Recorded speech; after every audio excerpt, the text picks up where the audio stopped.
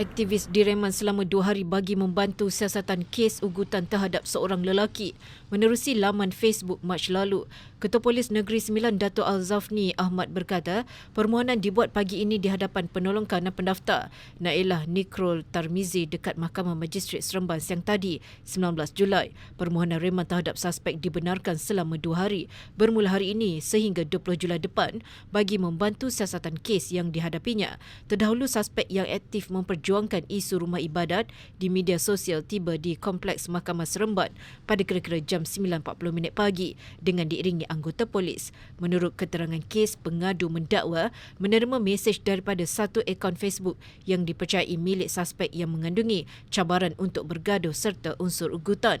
Pengadu menyatakan dia tidak berniat menimbulkan sebarang pergaduhan namun berasa bimbang terhadap keselamatan dirinya dan keluarganya lalu membuat laporan polis untuk tindakan dan siasatan lanjut. Kes disiasat mengikut Seksyen 506 Kanun Keseksaan dan Seksyen 233 Akta Komunikasi dan Multimedia 1998.